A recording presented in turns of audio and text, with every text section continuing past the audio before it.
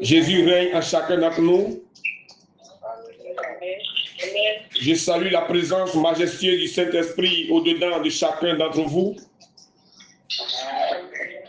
Je prie au nom de Jésus-Christ que nos âmes, nos terres intérieures soient apprêtées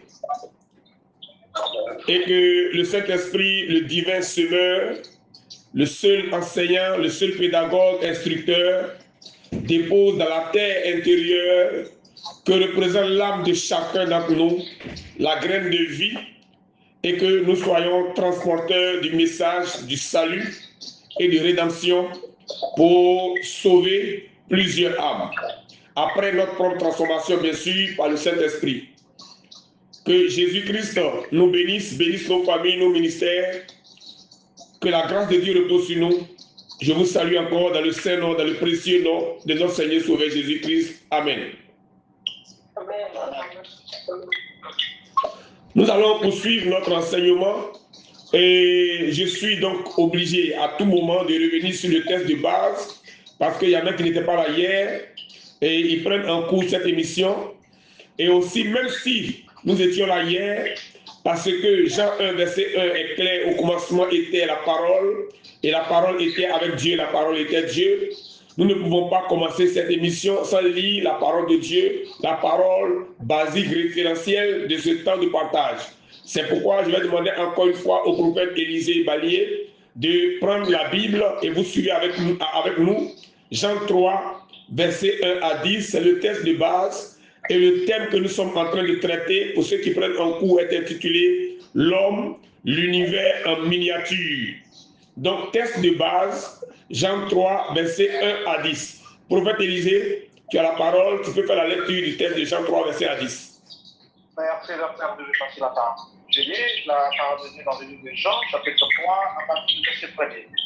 Mais une homme d'entre les pharisiens, nommé Nicodème, un chef des Juifs, vint lui auprès de Jésus de nuit et lui dit, Rabbi, nous savons que tu es un docteur venu de Dieu. Personne ne peut faire des miracles que tu fais. Et Jésus est avec lui.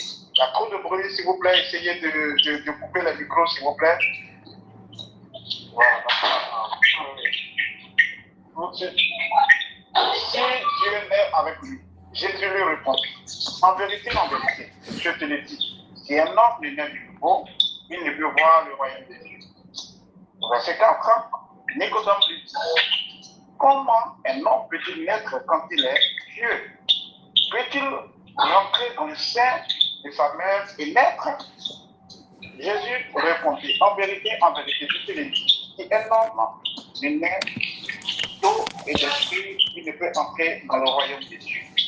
Ce qui est né de la chair est chair, et ce qui est né de l'esprit est esprit. Verset 7, ne t'étonne pas que je t'ai dit, il faut que vous naissiez de nouveau. Le vent souffle où il veut, et on entend le bruit. Mais tu ne sais d'où il vient. Tu entends le bruit, mais tu ne sais d'où il vient, où il va.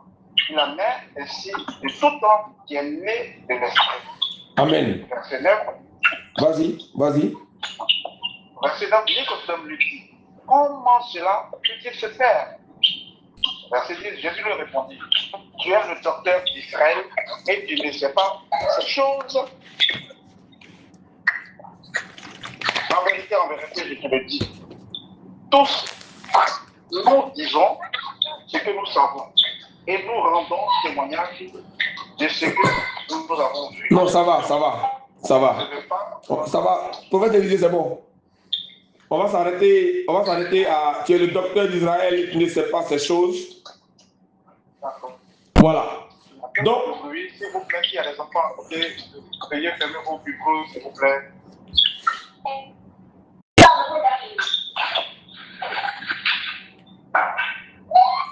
Silence. Qu'il n'y ait pas de bruit, que les cœurs soient disposés, que les oreilles soient attentives pour comprendre la profondeur de ce message au nom de Jésus-Christ.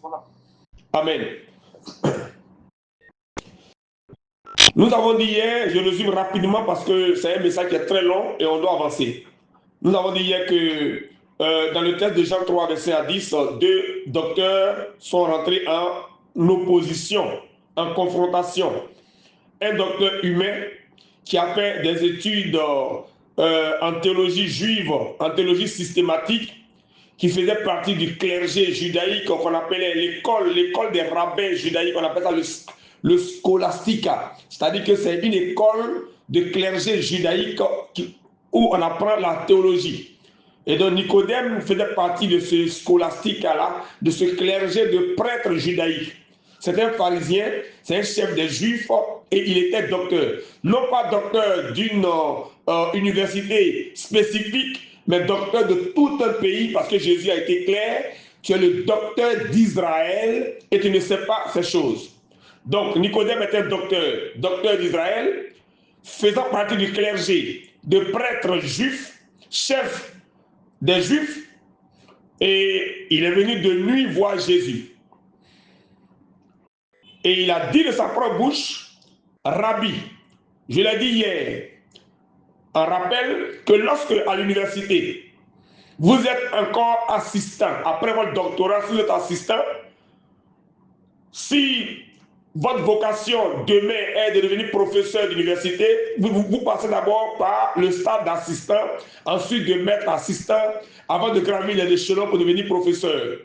Donc, lorsque quelqu'un qui a un doctorat appelle un autre maître, ça veut dire que celui qui est appelé maître est au-dessus de celui qui a eu le doctorat et qui n'est qu'un assistant.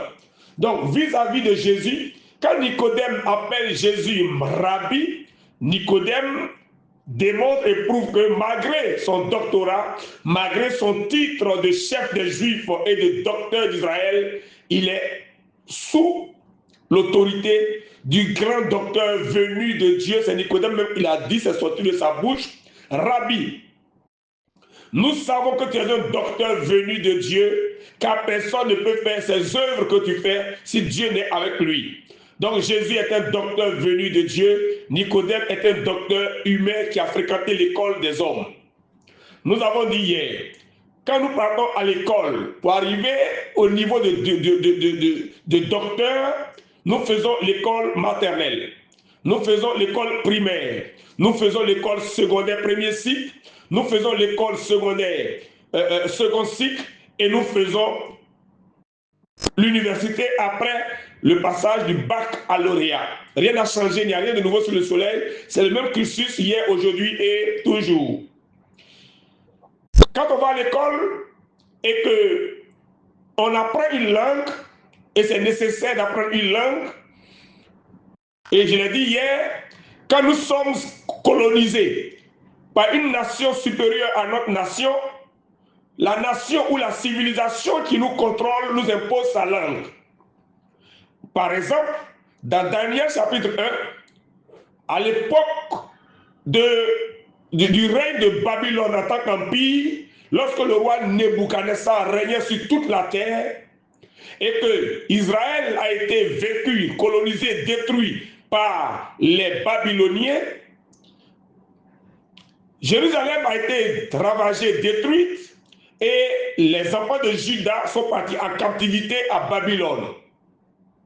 Quand ils sont arrivés dans Daniel chapitre 1, Daniel et ses compagnons ont été admis dans la cour royale, mais ils devaient forcément apprendre la langue des Chaldéens. Donc, nous sommes partis à l'école occidentale, qui est en fait l'école babylonienne en langage spirituel. Et nous avons appris à parler français. Pour ceux qui sont dans les pays anglophones, ils ont appris à parler anglais. Quand vous partez à l'école, donc, vous apprenez la langue de la civilisation qui vous contrôle. Par conséquent, à l'école primaire, nos maîtres nous ont appris à nous exprimer en français, pour nous qui sommes francophones, en nous enseignant des vocabulaires. Dans le texte que nous sommes en train d'étudier, il y a un vocabulaire qui a été compris différemment entre Jésus et Nicodème, ou alors entre Nicodème et Jésus. C'est le mot homme. Le mot homme n'avait pas la même signification, le même sens dans l'esprit de Nicodème et dans l'esprit de Jésus. Quand Jésus dit, en vérité, je te le dis, si un homme, je vous ai dit hier que j'ai souligné le mot homme, sorti de la bouche de Jésus en rouge, ne naît de nouveau, il ne peut voir le royaume de Dieu. Quand Jésus emploie le mot homme, il ne fait pas allusion à l'homme selon la compréhension de Nicodème. La preuve, Nicodème répond à Jésus et dit à Jésus, comment un homme peut-il naître quand il est vieux? Peut-il entrer en haut dans le ventre de sa mère et naître? C'est à cause de cette question, je vous ai dit qu'il y a quelqu'un qui a écrit dans un livre que c'est la question la plus idiote qu'un homme aussi intelligent intellectuellement puisse poser. Comment un homme qui est vieux peut-il entrer encore dans le ventre de sa mère et naître? Donc Nicodème n'avait pas la même définition de l'homme que Jésus. Jésus a employé le mot homme avec une conscience supérieure, céleste, spirituelle. Nicodème a compris le mot homme dans une conscience terrestre, charnelle, adamique, intellectuelle. Donc les deux n'ont pas la même définition de l'homme. Voici pourquoi le thème que nous sommes en train d'étudier est intitulé l'homme, l'univers en miniature. Jésus dit, si un homme ne naît de nouveau, donc en plus de la définition différente du mot homme, de la conscience de Nicodème et de la conscience de Jésus, Jésus va employer un autre mot, un autre verbe, naître. Un homme ne naît. Nicodème dit, comme un homme qui est vieux, peut-il entrer dans le ventre de sa mère et naître de nouveau, naître à nouveau, renaître? La naissance n'a pas la même signification dans la conscience de Jésus comme dans la conscience de Nicodème. Il y a une différence de compréhension. Cela est très important. Nicodème est un pharisien. Nous l'avons dit hier. Un pharisien, c'est un homme qui prend, je donne une définition simple que tout le monde comprenne. Un pharisien, c'est un homme qui a manqué la définition de l'homme et qui, pour lui, l'homme n'est que, comme on nous l'a enseigné à l'école primaire en biologie ou en physiologie, l'homme, c'est celui qui est composé de 70% d'eau et de 30% de matière organique et qui est découpé en 3 parties. À l'école, on nous l'a enseigné au CE1 lorsqu'on apprenait les leçons. L'homme est composé de 3 parties, la tête, les membres et le reste du corps qu'on appelle le tronc ou le corps. Voici la définition que Nicodème a de l'homme. L'homme, composé de 70% d'eau et de 30% de matière organique, décomposé en 3 parties, la tête, les membres et le reste du corps. Donc pour Nicodème, l'homme est là-dedans, la poussière, l'amalgame de la chair, des nerfs, des tendons, des ligaments, des cellules, des tissus, des os, du sang. L'homme, c'est celui qu'on peut toucher. L'homme, c'est la matière. Nicodème a une conscience matérielle, humaine, intellectuelle, biologique de l'homme. Jésus, quand il parle de l'homme, il parle de l'être humain, ce qui est défini selon l'apôtre Paul en 1 Thessaloniciens 5, verset 23. L'être humain est composé de 3 parties. Pas la tête, les membres et le tronc, mais du dedans vers le dehors. 1 Thessaloniciens 5, verset 23 nous révèle par l'apôtre Paul animé du Saint-Esprit que l'être humain est composé de 3 parties, l'esprit, l'âme et le corps. Quand on parle du dedans vers le dehors, on a l'esprit en premier, l'âme en deuxième position et le corps en troisième position. Si on part de l'extérieur vers l'intérieur, l'homme est composé de 3 parties, le corps, l'âme et l'esprit. Quand Jésus parle de l'homme qui doit naître de nouveau, il ne parle pas du corps. S'il parlait du corps, Nicodème aurait raison. Quand Jésus parle de l'homme qui doit naître de nouveau, il ne parle pas de l'homme composé de la tête, des membres et du reste du corps, le tronc. Quand Jésus parle de l'homme, il fait allusion à ce qui est dedans, sous le corps, à l'intérieur du corps humain, à l'intérieur de la poussière. À l'intérieur de nous, il y a 2 parties. Il y a l'esprit et l'âme. L'apôtre Paul, en Romains 7, verset 7 au verset 25, nous a révélé que l'esprit qui est au-dedans de nous est appelé l'homme intérieur ou l'entendement. Donc, dans le débat entre Nicodème et Jésus, Jésus fait allusion à l'homme intérieur alors que Nicodème faisait allusion au corps physique. Jésus faisait allusion à l'esprit ou l'entendement alors que Nicodème faisait allusion au corps physique. Nicodème, un pharisien, c'est un homme qui a pris le doigt trompeur pour l'homme vrai. Et je vous ai dit hier, je le rappelle encore, le choix du temps par Nicodème en venant voir Jésus a un sens spirituel. En réalité, Nicodème, malgré son bagage, malgré son titre de chef des Juifs et de docteur d'Israël, était dans le noir, était aveugle. En choisissant de venir la nuit, c'est vrai que historiquement, Nicodème était pharisien, il était chef des Juifs. Donc, venir voir Jésus, c'est comme s'il acceptait la doctrine de Christ. Et vis-à-vis de ses pères pharisiens prêtres, c'était grave parce qu'on allait l'accuser. Nicodème donc, par peur d'être accusé par ses pères, se cachait pour venir voir Jésus.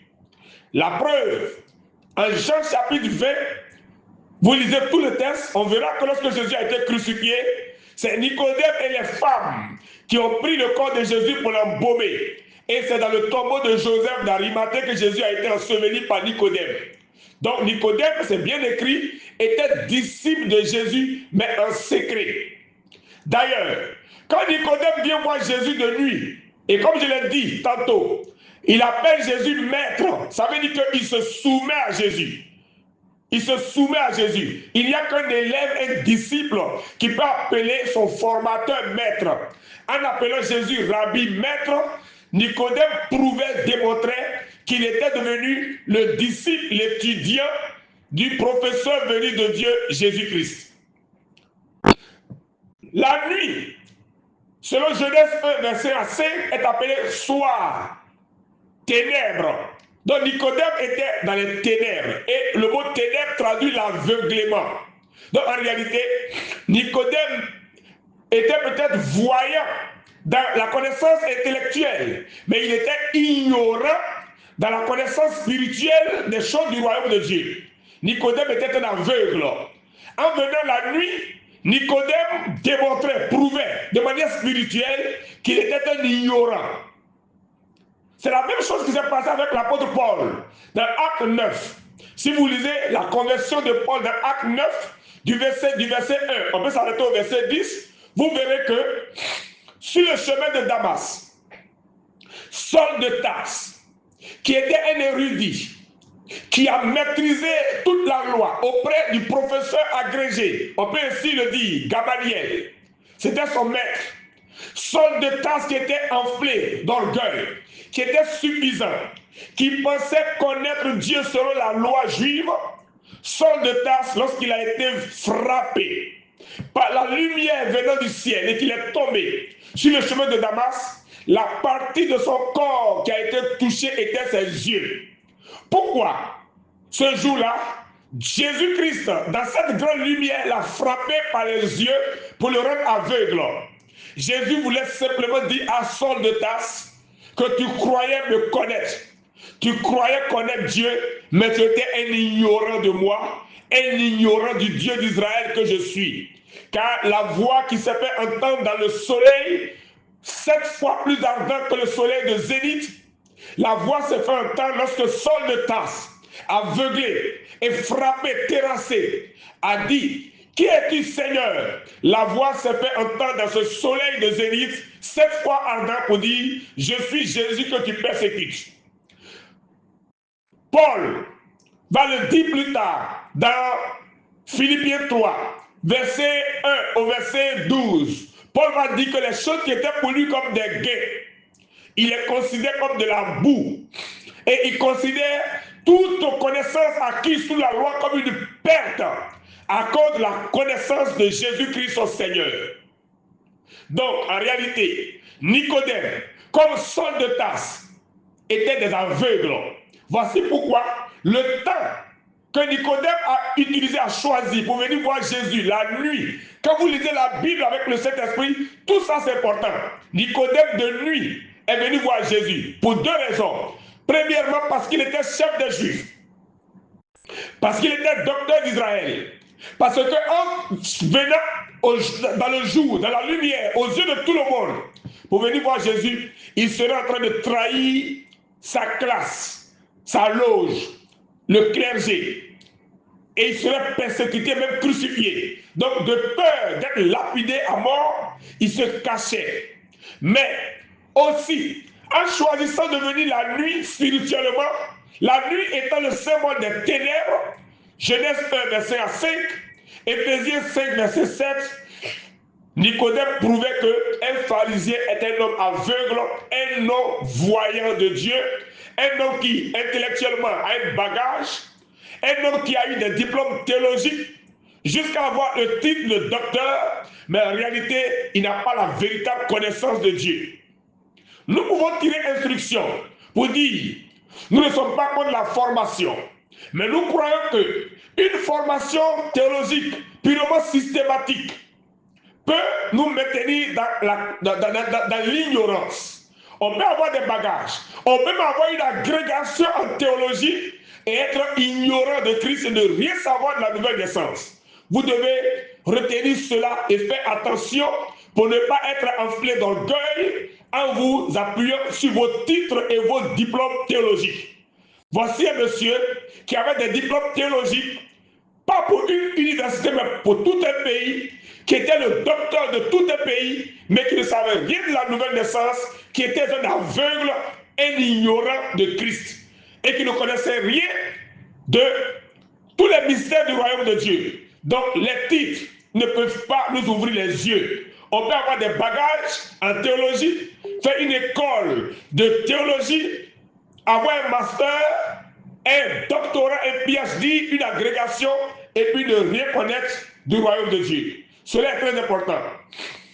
En terminant hier, nous avons retenu ceci. L'homme adamique, biologique, pharisaïque,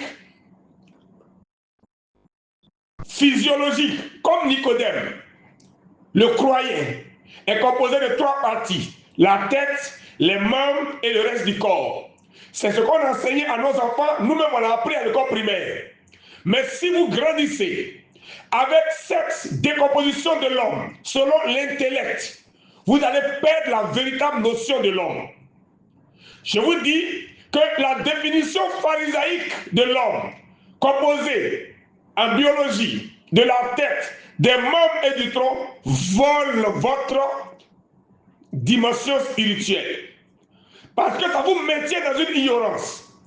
Et ça fait que vous allez grandir avec un programme de vie. Le programme de vie de quelqu'un qui a été instruit dans la biologie, dans la connaissance religieuse de l'homme, c'est que le matin, lorsque l'homme adamique, l'homme pharisaïque, l'homme qui a fait la même école que Nicodème se réveille, toute la préoccupation de son être, c'est de prendre soin de ce corps mortel. L'homme se réveille le matin, son premier réflexe, c'est de laver son visage, de laver le corps, de porter les plus beaux habits, de se parfumer, de vestir plein d'argent pour entretenir le corps, de prendre le petit déjeuner pour nourrir le corps, de faire toutes ces œuvres pour entretenir ce corps mortel poussière adamique. Et pendant que nos regards sont tournés vers le dehors, vers l'entretien du corps, pendant que nous dépensons toute notre énergie pour entretenir le corps biologique, le corps, l'homme défini selon Nicodème, l'intérieur est oublié, est abandonné. Parce que nous vivons sans prendre conscience que nous avons deux hommes en nous. L'esprit et l'âme sont des hommes en nous. Ce n'est pas le corps seulement qui est l'homme. Et comme la nature a horreur du vide, pendant que nous prenons le temps d'entretenir l'extérieur, le corps physique, l'intérieur se remplit de corruption, de mauvaises herbes, de ronces et d'épines. Si vous avez un espace de terrain chez vous, et que chaque matin vous ne balayez pas votre cour, que vous laissez les saletés, vous n'entretenez pas votre maison, ou bien si vous voulez même vous quitter la maison, vous partez en vacances pour 5 ans, quand vous allez revenir, vous allez voir que les herbes vont pousser. Donc, la nature ayant horreur du vide, si vos regards sont tournés vers l'homme adamique, et que tout le programme de votre existence consiste à entretenir l'homme selon la définition de Nicodème, le diable vole votre véritable héritage. L'âme sera souillée, l'esprit sera pollué, et le diable va faire de votre âme un terrain de jeu. Voici pourquoi l'éducation que nous avons reçue depuis notre enfance et l'éducation scolaire que nous avons reçue ont volé notre véritable héritage. Nous avons grandi sans savoir que nous avions une âme et un esprit. Et les démons sont rentrés dans l'espace non entretenu, oublié, qu'est l'âme. Et lorsque on prend conscience de cela, souvent il est trop tard. Voici pourquoi lorsque nous acceptons Jésus comme Seigneur Sauveur, nous sommes obligés de passer par des délivrances, par des redélivrances, par des redélivrances, parce que l'âme a été oubliée. Jésus dans Matthieu 23, verset 1 à 36, a fustigé les pharisiens. Jésus a démontré que les pharisiens ressemblent à des tombeaux blanchis, beaux à l'extérieur, bien construits. J'étais chez vous en France, j'ai vu les tombeaux. On peut même se coucher dans le cimetière qui est à côté de vos maisons. Je ne veux pas aller de loin, mais le prophète Élisée m'a dit qu'on peut aller dormir là-bas. On peut même faire des anniversaires dans le cimetière. C'est tellement beau, c'est tellement calme, avec des fleurs, tout ça. Mais à l'intérieur, Jésus dit que dans ces tombeaux se trouvent des sépulcres blanchis, des ossements desséchés. Voici ce que l'homme est devenu à force de se considérer humain, adamique, biologique. Ce message est très important parce que 1 Corinthiens 3, verset 16 à 17, je cite, Paul dit, ne savez-vous pas que vous êtes le temple de Dieu? Si quelqu'un détruit le temple de Dieu, Dieu le détruira. Car le temple de Dieu est saint et c'est ce que vous êtes. 1 Corinthiens 6, verset 19 avait dit, ne savez-vous pas que votre corps est le temple du Saint-Esprit que vous avez reçu de Dieu et que vous ne vous appartenez point à vous-même? Glorifiez donc Dieu dans votre esprit et dans votre corps qui appartiennent à Dieu. Un homme qui ne prend pas conscience qu'il est composé de l'esprit, de l'âme d'abord, avant de voir le corps, mais qui prend tout son temps pour entretenir le corps est un aveugle. Et pendant qu'il passe le temps à embellir le corps, à passer des heures dans les salons de coiffure, à porter des chaussures qui coûtent des millions, des montres qui coûtent des millions, à faire toutes ces œuvres pour entretenir le corps physique, c'est un homme mort, quoique vivant, parce que le diable passe son temps à détruire l'intérieur. Ce message est capital. Ce message va vous permettre de savoir pourquoi Jésus, par exemple, a chassé les voleurs du temple. Parce que si vous ne savez pas qui vous êtes, et que vous oubliez que vous êtes composé d'esprit, d'âme d'abord, avant le corps, votre temple, votre maison sera appelée une caverne de voleurs. Sur ce, nous poursuivons. Nous allons voir maintenant la décomposition de l'homme et étudier maintenant chaque partie de l'être. Pas du corps, mais de l'être. Cela est très important. Donc, nous allons prendre 1 Thessaloniciens 5, verset 23, comme base de la décomposition de l'homme. L'être humain, selon 1 Thessaloniciens 5, verset 23, vous retenez ce verset, est composé de 3 parties. De l'esprit, 1, de l'âme, 2, et du corps, en fait, 3. Quand nous partons de l'intérieur vers l'extérieur. Mais si nous partons de l'extérieur vers l'intérieur, l'être humain est composé de 3 parties, le corps, l'âme et l'esprit. Mais dans 1 Thessaloniciens 5, pourquoi on est parti de l'intérieur vers l'extérieur? Parce que le but de Dieu, avec le Saint-Esprit, qui a animé l'apôtre Paul, est de nous faire prendre conscience que nous devons quitter la dimension religieuse, pharisaïque, biologique, pour considérer et comprendre que nous avons un esprit, une âme et un corps en fait. Ce n'est pas le corps qui est en premier dans la conscience de Dieu, c'est l'esprit et l'âme qui sont en premier et qui sont très importants.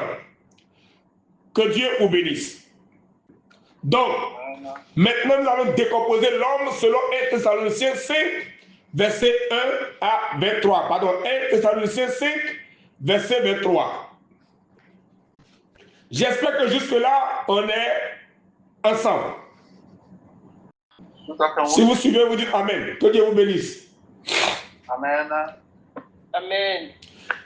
Si ce coup n'est pas maîtrisé, on va commettre trop d'erreurs dans notre existence. Si ce coup n'est pas maîtrisé, on ne saura pas gérer la machine que nous sommes. Nous sommes une machine, nous sommes un engrenage. Nous devons nous connaître. Celui qui ne se connaît pas peut se détruire par ignorance et détruire les autres.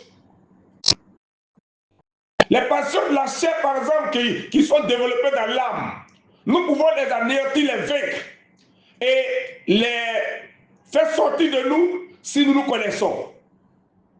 Nous pourrons mieux mener ce qu'on appelle les combats spirituels autrement. Parce que dans nos églises, quand on dit combat spirituel, on attend trop de choses. On cherche les démons hors de nous. On cherche les sorciers hors de nous. Nos combats ne consistent qu'à chercher les ennemis en dehors de nous. Or, les vrais ennemis sont en nous-mêmes. Vous allez comprendre tout ça, c'est important. C'est ce coup-là qui est la base de toute connaissance. Quand l'apôtre Paul parle du combat spirituel dans 2 Corinthiens 10 par exemple, 2 Corinthiens 10 verset 3 à 6, il dit, si nous marchons dans la chair, nous ne combattons pas selon la chair, car les âmes avec lesquelles nous combattons ne sont pas charnelles, mais elles sont spirituelles par la vertu de Dieu pour renverser les forteresses. Nous renversons les raisonnements, nous renversons les hauteurs. Vous voyez, Paul parle des combats intérieurs, pas extérieurs. Les forteresses sont en nous. Les hauteurs sont en nous. Les raisonnements sont en nous. Il continue même, il dit, nous sommes prêts à amener toute pensée captive à l'obéissance de Christ. Le combat est d'abord gagné à l'intérieur. Le champ de bataille, ce n'est pas le dehors, c'est l'âme. Dans nos églises, il y a tellement d'ignorance,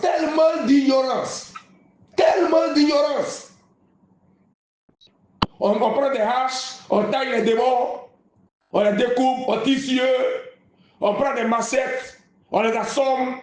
Il y en a même qui prennent des purgeoires pour faire des lavements aux démons.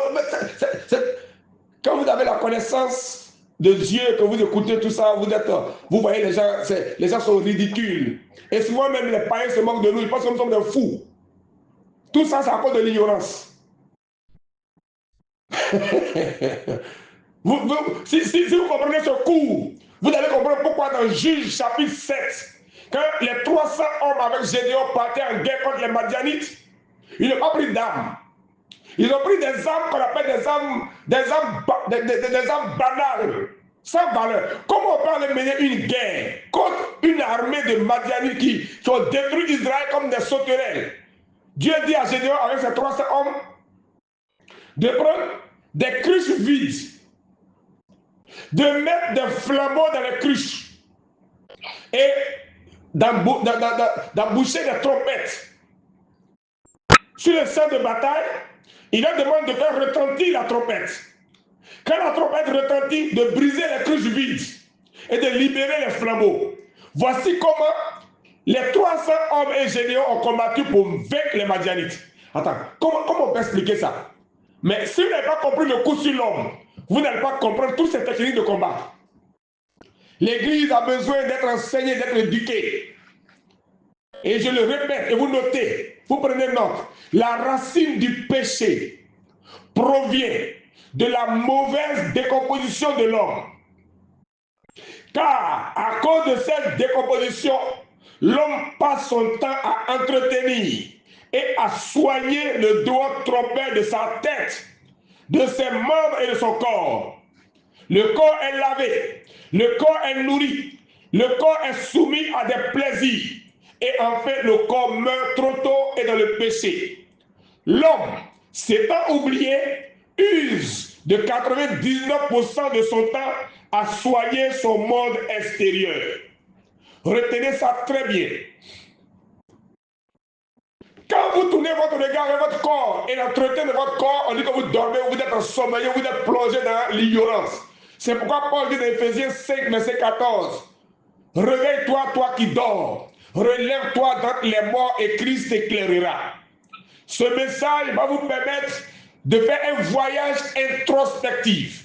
Vous allez voyager en quittant le dehors, en détournant vos regards du dehors pour aller à l'intérieur de vous-même, pour nettoyer l'intérieur de la coupe et du plat, afin que la pureté et la propriété du dedans se projettent sur le dehors. Ce n'est pas un enseignement de religieux. Ce cours va vous faire passer d'un stade de religieux à un stade de chrétien. Parce que les chrétiens ne sont pas des religieux. Les chrétiens sont des hommes et des femmes spirituels qui sont christianisés par la connaissance de Christ. Ils sont éclairés, ils sont illuminés.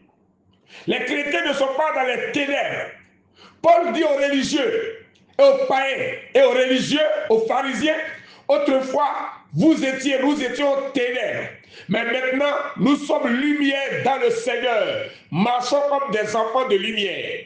C'est un message de réveil qui va vous réveiller de votre ignorance, de votre sommeil, et qui va vous faire découvrir Christ en vous. Et ce message va vous permettre de pouvoir entretenir une parfaite relation, une communion intime en vous-même avec le Saint-Esprit. Dans la suite de la démarche, vous allez voir que ce message va vous donner les clés pour apprendre à bien prier. Que Dieu vous bénisse. Amen. J'espère que nous sommes en phase. Amen, amen. On avance. L'être humain, comme je l'ai dit selon 1 Thessaloniciens 5, verset 23, est composé de 3 parties. L'esprit, l'âme et le corps. Maintenant, nous allons passer à la localisation et au nom de chaque partie de l'être humain. C'est-à-dire que l'esprit est situé où? L'âme est située où? Et quand vous lisez votre Bible, de la Genèse à l'Apocalypse, comment l'esprit est souvent appelé, comment l'âme est souvent appelée.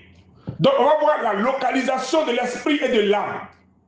Et on va voir les noms, les différents noms qui sont attribués à l'esprit et à l'âme dans plusieurs passages de la Bible. Que Dieu vous bénisse. Où est situé l'esprit? Où est situé l'âme? Dans l'école de Nicodème, quand vous fréquentez l'école de Nicodème, nous tous on a fréquenté l'école de Nicodème. Si on veut étudier par exemple une maladie physique, biologique, physiologique, si on veut étudier l'ADN d'un être humain, même d'un animal, on prend à l'école, au lycée, on nous a demandé de prendre, de gratter dans notre bouche là, d'enlever une petite cellule. On prend un petit tissu comme ça, une cellule, et puis on va faire un examen de la cellule au microscope. On a étudié tout ça. Et on nous a dit que nous avons des gènes, nous avons des entités biologiques, ce qu'on appelle l'ADN. Tout ça on a étudié en biologie. On a pris notre sang. On rentre dans le sang, on dit que le sang est composé des globules blancs, des globules rouges, du plasma, de la lymphe. Ce que le microscope optique peut voir, c'est ça. Le microscope optique ne peut pas voir autre chose. Mais quand on lit la Bible, on arrive dans Hébreux chapitre 4, verset 12 à 13. Hébreux 4, verset 12 à 13. Il est écrit ceci. Car la parole de Dieu est vivante et efficace, plus tranchante qu'une épée quelconque à 2 tranchants, pénétrant jusqu'à partager âme et esprit, genouilles et moelle. Elle juge les sentiments et les pensées du cœur. Nulle créature n'est cachée devant lui, mais tout est à lui à découvert aux yeux de celui à qui nous devons rendre compte. Donc, dans ce passage que j'ai cité, on dit la parole de Dieu, elle est vivante, elle est efficace. Elle pénètre. Elle est pénétrante jusqu'à partager âme et esprit. Je vais m'arrêter là. Si donc la parole de Dieu peut entrer en l'homme et partager l'âme et l'esprit, puisque l'être humain est composé de l'esprit, l'âme et le corps. Si la parole de Dieu peut entrer et partager l'âme et l'esprit, ça sous-entend que l'âme et l'esprit sont confondus quelque part. On retient ça.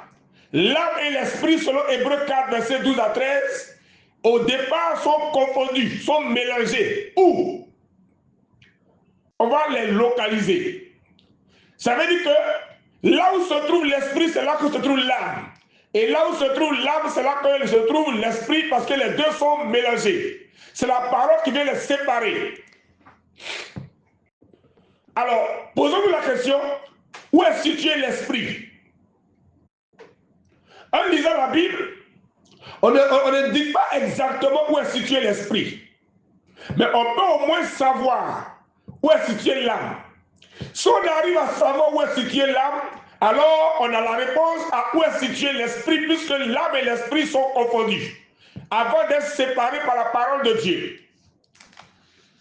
C'est Lévitique. Lévitique. C'est le livre de Lévitique. Chapitre 17, verset 11 à 14. Qui va nous dire où est située exactement l'âme. Amen. En Lévitique 17, verset 11 à 14, il est dit que l'âme de toute chair, c'est son sang. Je lis clairement, il est écrit, l'âme de la chair est dans le sang, et l'âme de toute chair, c'est son sang. Lévitique 17, verset 11 à 14. Donc, la Bible révèle que l'âme est située dans le sang. Vous voyez que, au-delà d'être un livre de religion, un livre de spiritualité, la Bible est un livre de science. Je voudrais vous faire savoir en passant que le mot Bible n'est rien d'autre que le diminutif du mot bibliothèque. La Bible, c'est la bibliothèque de tous les savoirs. La Bible, c'est une bibliothèque universelle. Si vous avez la connaissance profonde de ce livre qu'on appelle la Bible, vous aurez la connaissance de plusieurs disciplines en même temps. En lisant la Bible au-delà de la lecture lettre, la lecture mortelle littéraire, si vous êtes conduit par le Saint-Esprit et que vous savez disséquer les Écritures, vous allez avoir beaucoup d'intelligence pour comprendre plusieurs domaines à la fois. Il y a la médecine dans la Bible, il y a le droit dans la Bible, il y a l'économie dans la Bible, il y a l'ingénierie dans la Bible, il y a les mathématiques dans la Bible, il y a la physique dans la Bible, il y a la biologie dans la Bible, il y a la pharmacopée dans la Bible, donc la pharmacie dans la Bible. Un homme qui maîtrise ce livre avec le Saint-Esprit est un homme accompli. Il n'y a rien qui peut vous échapper. Tous les domaines, toutes les facultés, tout le savoir universel se trouve dans ce livre-là. Donc, comme le disait Victor Hugo, celui qui maîtrise la Bible est maître de ce livre. Mais s'il est maître de ce livre, c'est qu'il est maître d'une bibliothèque universelle. Je prie que nous ayons l'amour de ce livre et que nous puissions le comprendre en profondeur avec le Saint-Esprit pour être complet. Amen. J'attends vos amen. Amen. Vous êtes trop calme, ou bien vous suivez tellement, c'est tellement ou bien c'est tellement profond que ça vous a maintenu silencieux. Vous êtes dans un silence méditatif. Pour éviter les bruits dans tout le monde. Amen, amen. Gloire à Dieu. Merci, prophète Élisée. On est ensemble. Que Dieu vous bénisse. Donc, revenons. Lévitique 17, verset 11 à 14, nous donne la position de l'âme. Et je cite encore. L'âme de la chair est dans le sang. Et quand on lit jusqu'au 14, on dit l'âme de tout le ciel, c'est son sang. Pourquoi on dit l'âme est dans le sang? Et puis après on dit l'âme est le sang. Le sang est liquide, est fluide. On voit le sang, on peut toucher le sang. Mais l'âme est invisible. On ne voit pas l'âme. On verra dans la suite que l'âme est comme l'eau. Comme on le dit, l'eau n'a pas de forme. L'eau prend la forme du récipient qui la contient. De même, l'âme aussi n'a pas de forme. L'âme prend la forme du sang parce que l'âme est dans le sang. Comme l'eau est recueillie dans un récipient, l'âme est dans le sang et l'âme se confond au sang. Voici pourquoi en Lévitique 17, verset 11 à 14, on a dit l'âme de toute chair est dans le sang, mais comme l'âme est invisible et que l'âme est dans le sang et que le sang, lui, c'est un support, le sang est le support de l'âme, alors on dit que l'âme de toute chair, c'est son sang. Donc retenez que Nicodème ne peut pas savoir que l'âme est dans le sang. Dans l'école que Nicodème a fréquentée, là-bas, on prend un microscope et puis on dépouille l'homme et puis on dit l'homme est composé de 3 parties, la tête, les membres et le corps. L'homme est composé de 70% d'eau, de 30% de matière organique.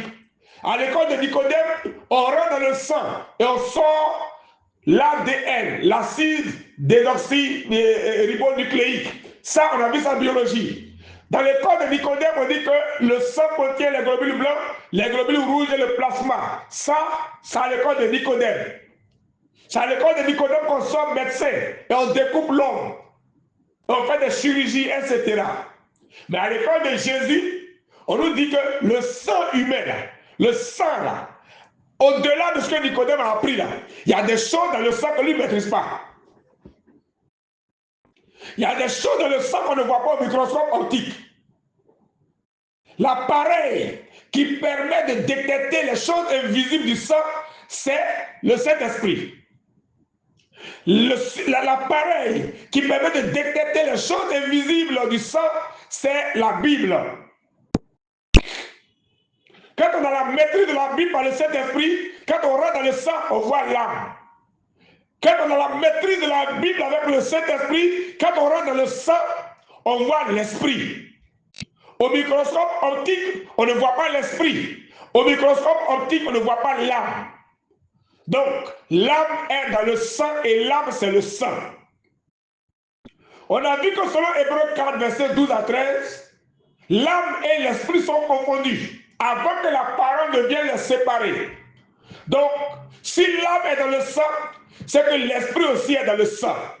Donc, retenons qu'à l'école de Jésus, dans le royaume de Dieu, avec le support d'étude qu'est la Bible, qui est le dictionnaire de tous les dictionnaires, le sang humain contient, au-delà de ce que nous avons étudié à l'école, le sang humain contient l'âme et l'esprit.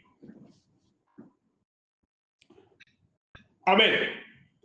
Nous devons savoir cela et retenir cela. 1. L'être humain, à l'école de Jésus, est composé de 3 parties. De l'intérieur vers l'extérieur, l'esprit, l'âme et le corps. 2. L'esprit et l'âme sont localisés où? Dans le sang. Pourquoi? Parce que Lévitique 17 nous dit que l'âme est dans le sang et l'âme de tout le ciel, c'est son sang. Et Hébreux 4, verset 12 à 13 nous révèle que l'âme et l'esprit dans l'homme sont confondus au départ. C'est la parole de Dieu qui vient les séparer. On va comprendre pourquoi cette séparation est utile. Mais dans un premier temps, l'âme et le sang, vous devez le savoir et le retenir. L'âme et l'esprit, pardon, sont dans le sang humain. À l'école de Nicodème, on n'apprend pas ça.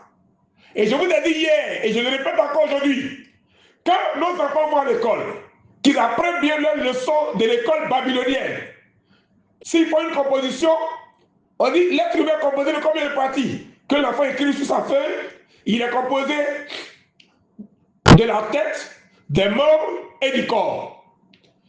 Sur sa feuille, qu'il écrive, l'homme contient 70% d'eau et 30% de matière organique.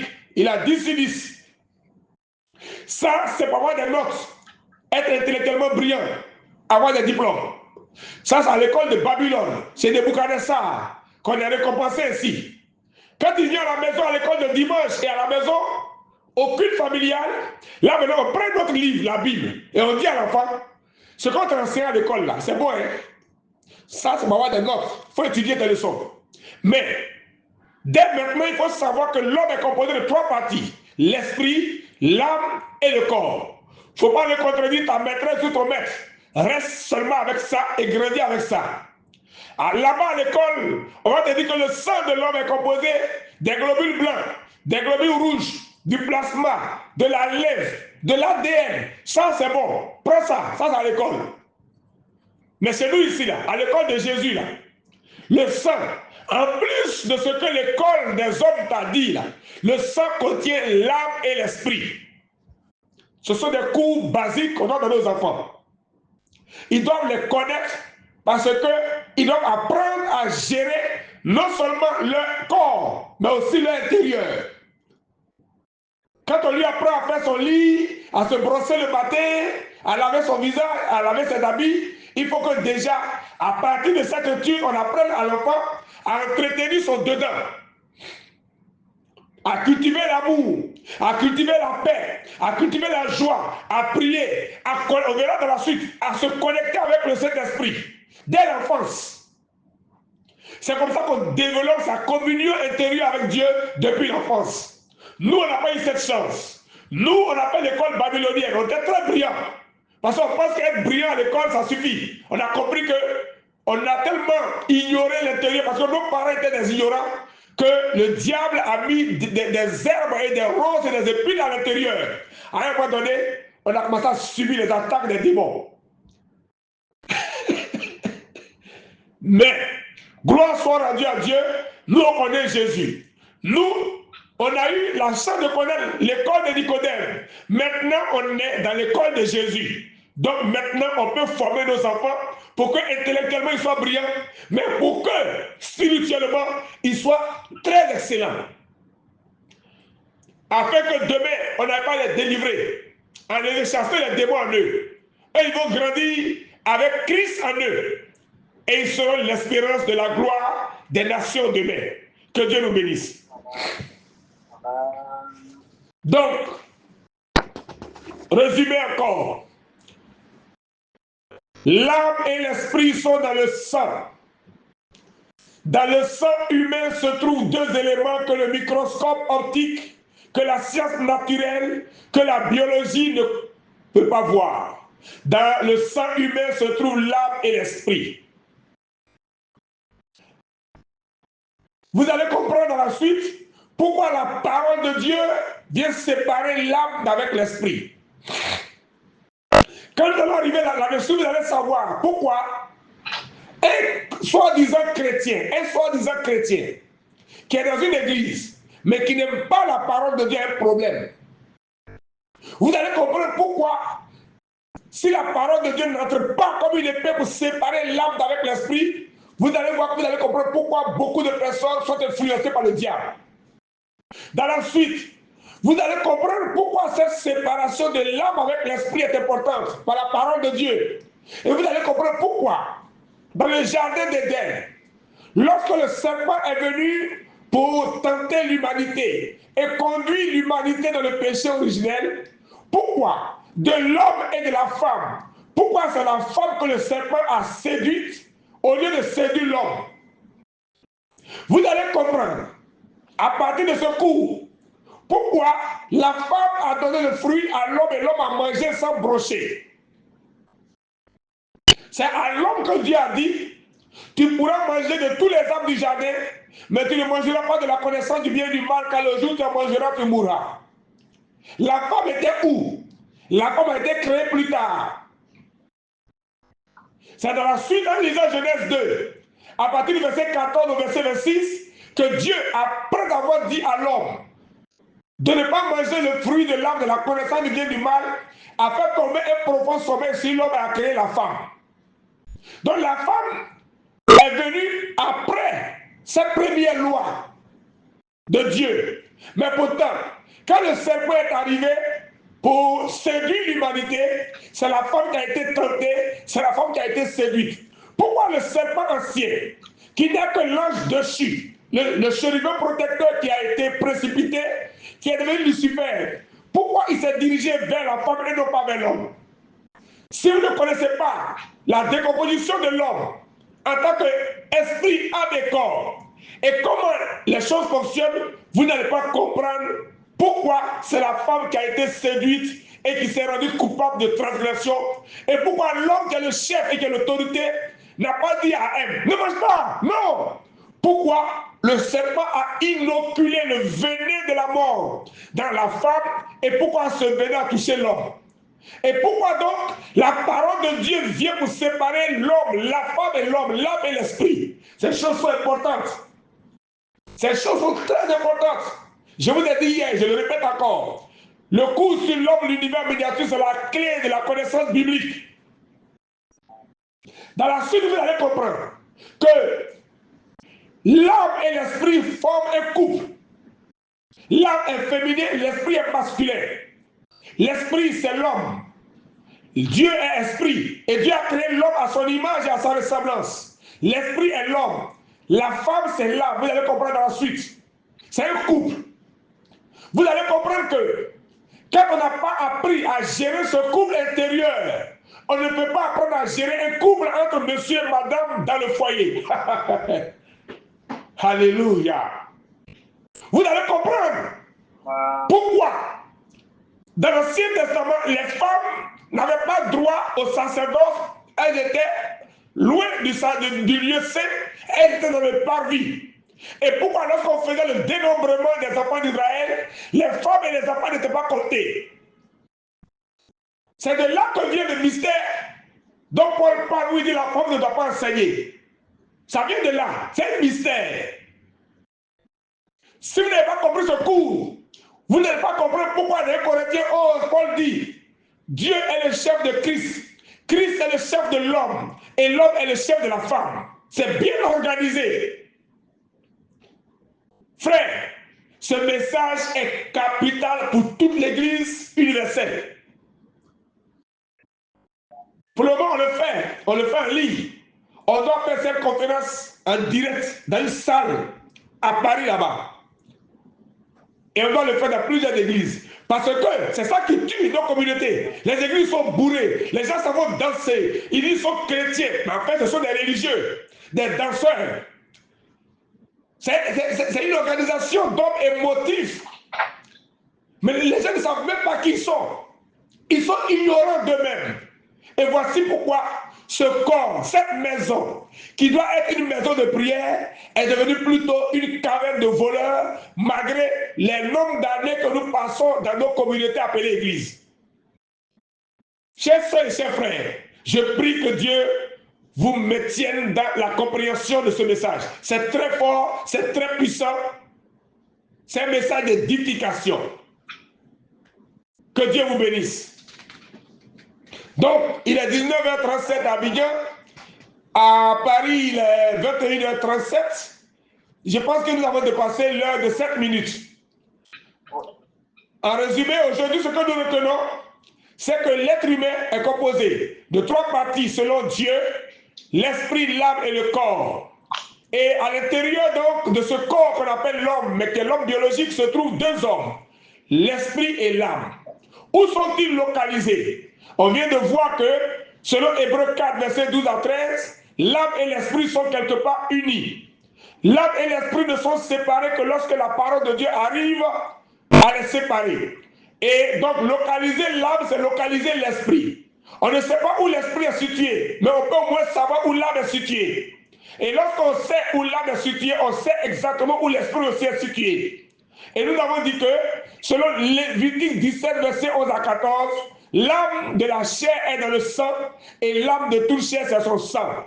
Donc l'âme est dans le sang. Et si l'âme et l'esprit sont unis, là où se trouve l'âme, c'est là où se trouve l'esprit. Donc l'âme et l'esprit sont dans le sang. Voici ce que nous avons étudié aujourd'hui. Le microscope optique, la biologie, la physiologie, les études de médecine ne peuvent pas voir où est situé l'âme et l'esprit parce qu'ils ne savent même pas que l'être humain a une âme et un esprit. Ils ont oublié cela à cause de ce que, lui, l'école des pharisiens les a trop domptés, les a trop cultivés, disciplinés. Ils ont oublié leur âme et leur esprit. Frères et sœurs, retenons en nous séparant que nous avons une âme, nous avons un esprit qui sont dans notre sang. Notre sang contient, au-delà de l'ADN, au-delà des globules blancs, des globules rouges, du plasma, de la lèvre et de l'ADN, notre sang contient notre âme et notre esprit. C'est tout pour ce soir. Que Dieu nous bénisse. Amen. Merci, docteur. Merci. Amen. Voilà, on ouvre le micro pour remercier le docteur pour cet enseignement-là. Vraiment très utile. Voilà, en tout cas, merci à toutes, merci à tous. Comme l'heure est arrivée, on va demander au docteur de conclure par un prière. Comment j'ai commencé par un prière, j'ai conclu et puis on va Bien que nous n'avons pas encore abordé cette partie, mais déjà que nous savons que l'âme et l'esprit sont en nous, je prie avec Hébreux 4, versets 12 à 13. Je voudrais faire savoir rapidement que ce verset est très important. Vous pouvez le noter, le copier, et même si vous ne le comprenez pas, vous pouvez le proclamer 1000 fois. La proclamation de ce verset, je vous le révèle par expérience, met en mouvement une multitude d'armées d'anges au service de Dieu qu'il faut agiter autour de vous la parole de Dieu comme une épée. Si vous proclamez à haute voix plusieurs fois par jour, Hébreux 4, verset 12 à 13, aucun mystique, aucun sorcier dans votre entourage ne pourra vous atteindre. Parce que l'Hébreux 4, verset 12 à 13 fait vibrer la parole de Dieu autour de vous sur un certain diamètre. Nous l'avons expérimenté, il y a une puissance là-dedans et ça se trouve dans notre livre qui se trouve avec le prophète Élisée, Restaurer l'âme par le moyen de la prière affirmative. C'est un livre puissant qui a sauvé beaucoup de personnes. Donc, ensemble, tous ceux qui sont connectés, nous répétons ensemble avec moi, vous répétez avec moi, Hébreux 4. Allons-y. Hébreux 4. Verset 12 à 13. Car la parole de Dieu est vivante et efficace, plus tranchante qu'une épée quelconque, à deux tranchants, pénétrante, jusqu'à partager âme et esprit, jointure et moelle. Elle juge les sentiments et les pensées du cœur. Nulle créature n'est cachée devant lui, mais tout est à nu et à découvert aux yeux de celui à qui nous devons rendre compte. Aux yeux de celui à qui nous devons rendre compte. Amen. Que la parole de Dieu vous protège. Que la parole de Dieu soit une épée à deux tranchants qui est agitée autour de vous par les chérubins protecteurs. Que vos vies, nos vies soient cachées avec Christ en Dieu. Que nos maisons soient sous la protection de Dieu. Que la paix de Dieu soit notre héritage. Que le sang de Jésus qui parle mieux que le sang d'Abel parle en notre faveur.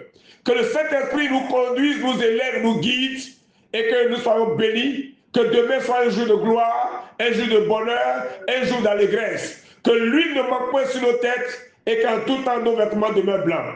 Au nom de Jésus, nous avons prié. Amen. Merci infiniment. Donc, on se dit au revoir. Puis demain, à la même heure, on se connecte. Soyez richement bénis et très bonne soirée à vous. Merci, docteur. Et on se dit à demain par la grâce. Amen, par la grâce de Dieu. Amen, amen, amen. Amen. On peut s'appeler aussi. Au revoir.